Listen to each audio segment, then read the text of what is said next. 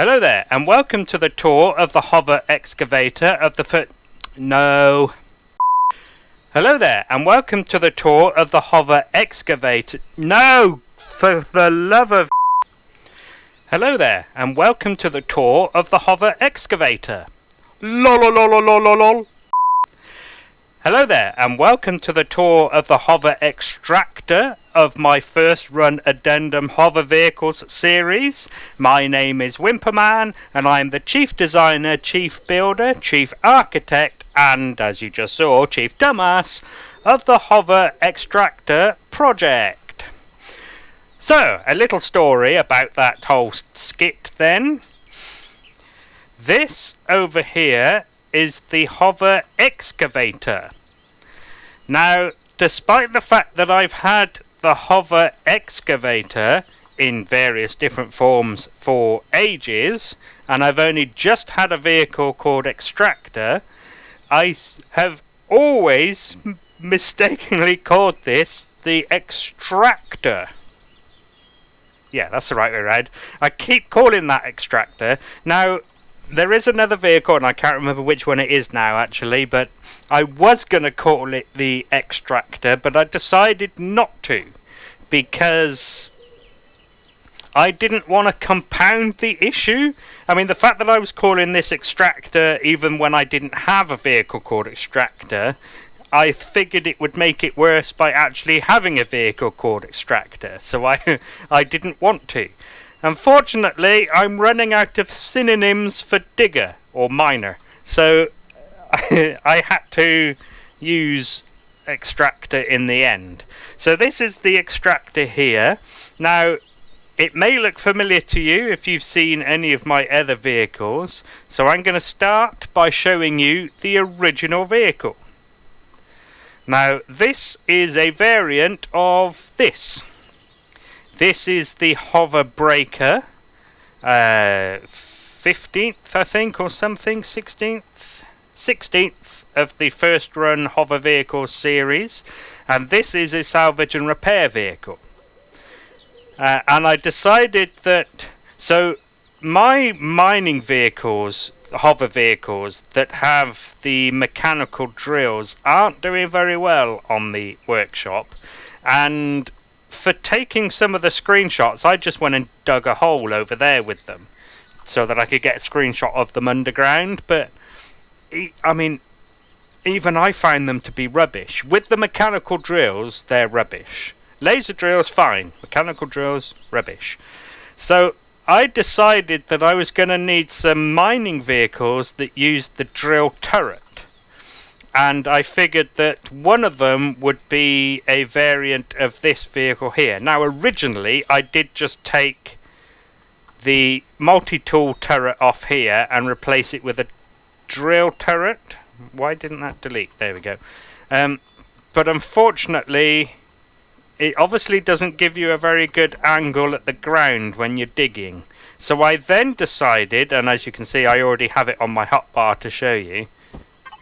So I then decided I removed some of the block work on the front here,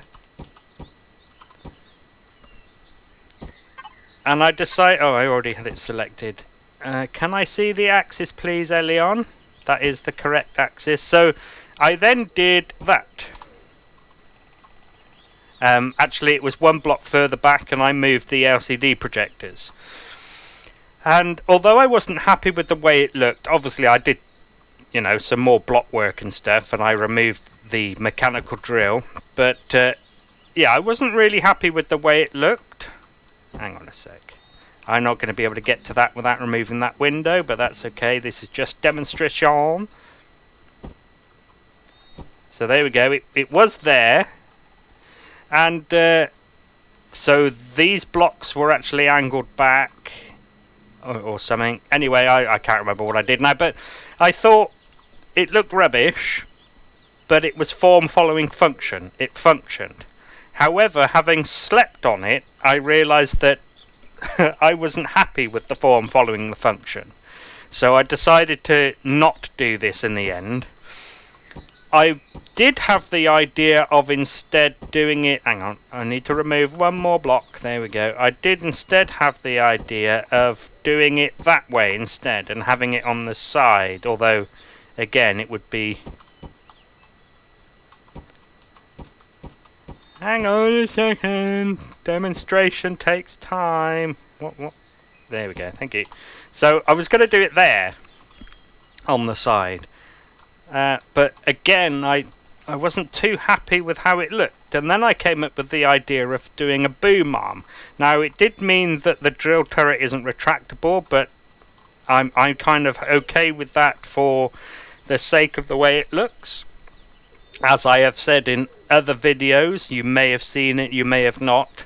I have some rules that I like to follow when I'm building stuff, and I have actually got a workshop item that explains the rules I follow when I'm building, the Terms, Definitions and Conventions guide.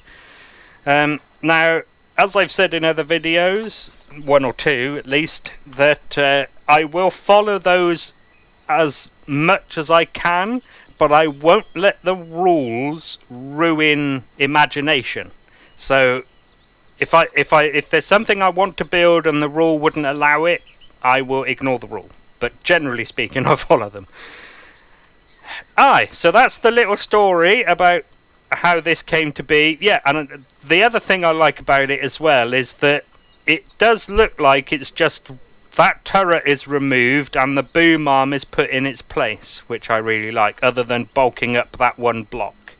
But yeah, that's one thing I like about this. Oh, a little kind of Easter egg tidbit is that I originally had these rotors for the boom arm were actually, let's get them out, they were actually ground repulsor engines that I used the selection tool, go away, you're blocking my view, that I used the selection tool to turn it sideways, which meant it wasn't functionable. So I had one there and one on the other side. Actually, it was the other way round. The green bit was against the outer edge and not against the hinge. And then, of course, they were turned off.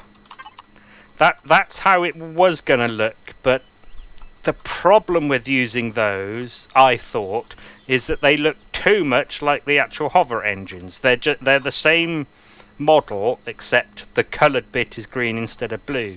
So that's why I decided not to use it in the end. But there you go. Another story time with Wimp. So let's run through the features of this vehicle then, starting with its role and task equipment. Well, I'm sure you've guessed it's a mining vehicle, because I have sort of mentioned it a couple of times already. In order to facilitate that task, it has a drill turret on the end of the boom arm pointing directly down so that you can drill any ore deposits a bit easier. And it also has a 5000 SU ore and wood storage container. Next then, I'm going to talk about its propulsion and lift capacity. So propulsion wise, it has 2 medium tier 1s and a small for forward thrust. It has the same again for reverse, and it has 3 smalls for its lateral thrust. It has 2 RCSs on by default, one there under the, well, it would have been the tool turret, but under the boom arm. It also actually has another one at the end of the boom arm as a bit of detail, just some extra greebling. I thought it looked kind of cool. And then it has another one set to max lift, which therefore isn't on by default. Lift wise, it comes with 5 hover engines on by default, 1 on each corner plus an extra one on this edge, which obviously was originally there to help keep the weight of the tool turret up. because it actually weighs a lot, and obviously it still needs the same with this. Now, I have tested this on flat ground. Here is a bit hilly, so it will look wonky, but I have gone and tested it on my measuring platform under there, and it doesn't actually lean forward because of the weight of this. It actually leans back slightly, probably because of the weight of the container extensions in the back. It also has another hover engine, excuse me, rubbing my nose, which is set to max lift. And it has a single hover booster for your jumping needs. Now, its lift capacity, with all 6 hover engines turned on, it can lift 122.3 tons in 1G. In 2Gs, it can lift 61.2 tons, which is half, obviously. And half again for 4Gs, it can lift 30.6 tons. Now, the vehicle itself weighs 12 tons. So, I'm not sure if it'll work in 4Gs. I've said in other videos, I don't know exactly how the game calculates that, whether it's enough just to quarter the 1G lift capacity to get its 4G lift capacity, or whether you also need to quadruple the vehicle's mass, in which case it wouldn't operate in 4Gs. But then it's only got a small hover engine, so, you know, what do you expect? I'm kind of okay with that. Right, its statistics for its maneuverability and its agility. So 26 meters per second squared in its forward and reverse, 14 in its lateral. Its yaw is 48 degrees per second with max lift off, and therefore only with the 2 RCSs. And if you need it, it's also 43 in the pitch. Roll isn't too important, so I don't bother saying it. Its maximum speed, according to the HUD, is 47 meters per second. Next then is its power, fuel and air. So its power is provided by, I can't remember where it is now. It's a single large generator somewhere. I can hear it. Why can't I see it? Is it under there? Yes, it is. There you go. So it's above the hover booster. The thing is with my vehicles, the generator tends to be in so many different places. I sort of feel like maybe I should try and put it in roughly the same place with every vehicle, but obviously that tends not to work. You know, with thrust replacements and container extensions and all of that. Anyway, blah blah. So it's fuel wise, it has 4 large fuel tanks. It has 1 on each side of the generator, an extra one there at the back of the cab, which is obviously accessible, and an extra one here under the boom arm contraption decorative thing. And air, it has 2 O2 tanks, one of which is accessible from the outside there. I didn't realise you can see the damage texture through that gap. Oh well, never mind. And the other one is directly behind it. Obviously the cab is airtight, and if you would like some proof, oh my god, how many videos am I going to open that menu instead of this one? So there you go, the little blue shapes there.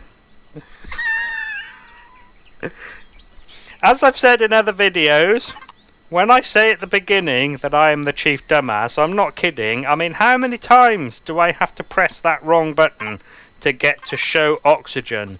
I mean, the fact that I had done it literally seconds ago. Anyway, it also has an O2 station for refilling your air if you're needing to work outside the vehicle as well. Maybe you need to chop down a tree or two, and then you can come back in and go, air please.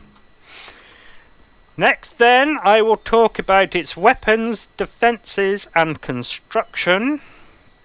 So it does come armed with a single Gatling turret, which is rearward pointing in order to show that it is designated for defense rather than offense, but it doesn't have a shield. Construction wise, it is almost completely steel thin blocks, the wall shapes and its variants.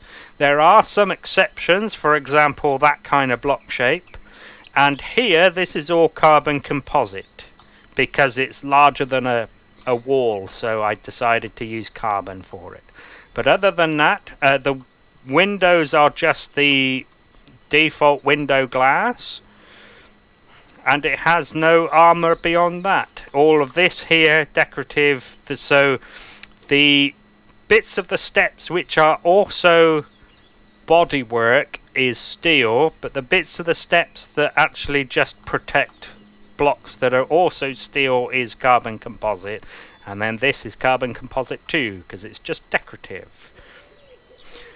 This I decided should be steel just because that one container extension doesn't actually have a block over the top of it. I removed it because I wanted a light here, and actually this is a slightly different shape. Press the wrong button.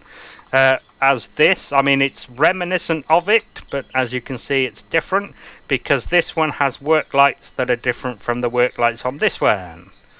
The work lights on that one light up an arc around the vehicle, whereas the work lights on this one point downwards to light up any hole. Giggity. Right then, next, let's put that away. I will talk about its resource gathering, production and storage.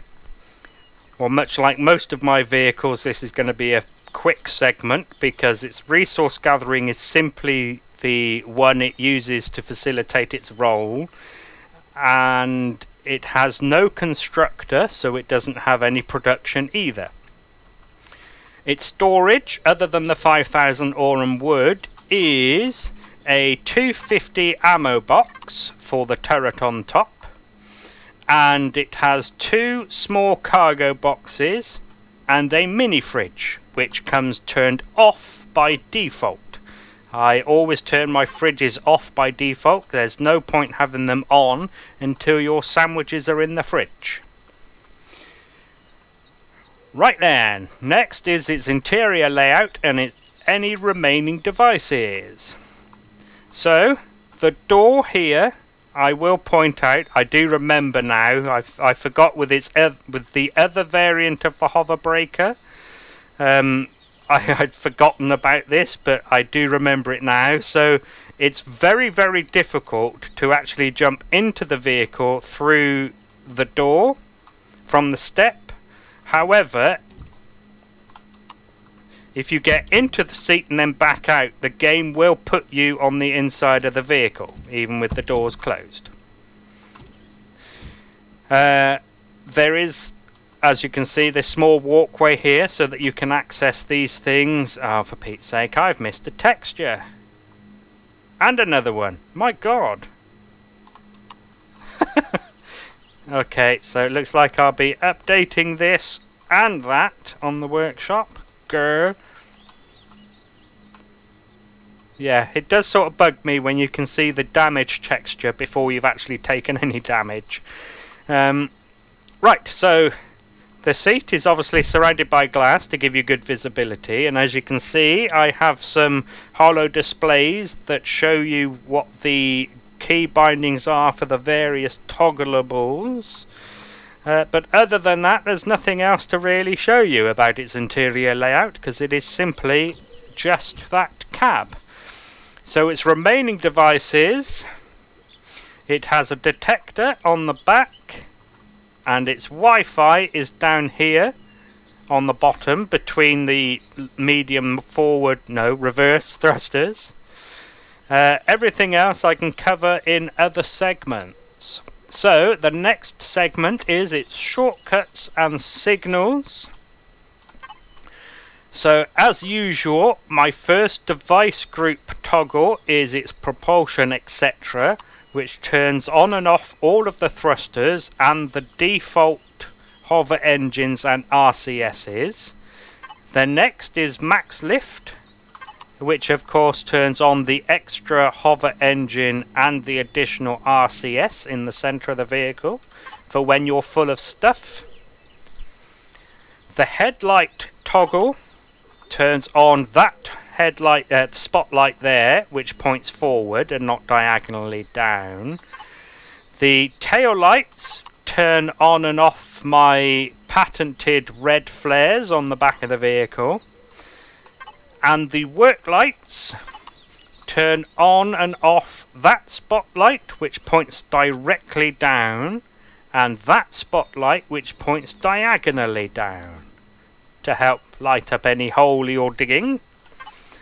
And finally is the ventilator, which I like to include because if you're in a breathable atmosphere and you turn off the oxygen switch, so that will prevent the ventilator from filling the cab with air, but it doesn't actually turn the ventilator off. So I like to include a switch. If we have a look at the power left, it does go up when you turn the ventilator off. It's not by much, but it is some saving.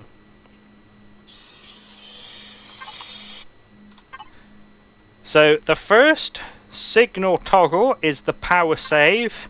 So on vehicles like this, it doesn't really do much. So on this one, it turns off the holo displays for the HUD, and it turns off the Wi-Fi. But other than that, it doesn't do anything else. The drill turret obviously turns the drill turret on, although it also does turn on the hazard beacons that are on the boom arm here.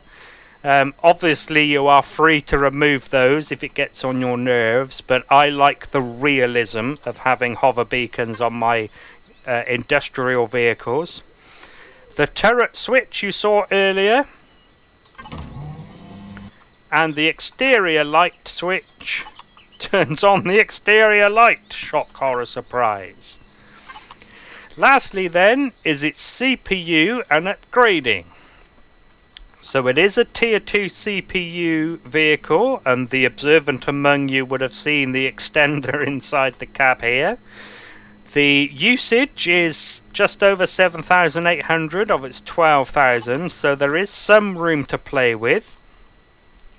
But unfortunately it has no upgrade path. So I haven't included any slots as part of the design for you to modify or upgrade the vehicle. Now that doesn't mean you can't personalize it. Obviously you can rip bits out and change bits around if you like. To be honest, I'm not sure why you would do that. I think you would do that if you like the design of the vehicle, but obviously I'm not Jeff Randall. Aye, so there we go. That's the end of the tour. So, oh no, test drive. So this is how it operates with its max lift off, and this is without pilot mode turned on. I personally liked pilot mode turned on, but unfortunately it does sometimes turn off auto braking because you have to press that as well. Oop, oh. Ah. Well, I won't be using those trees in my screenshots anymore. Oh, bollocks. Right, so that'll be the end of the tour. Thank you very much for taking an interest in the HoverExtractor. Yes, I got it right that time. And I hope you get some use out of it, and hopefully I'll see you in another video for a different build. Maybe the excavator. So thank you again, and goodbye.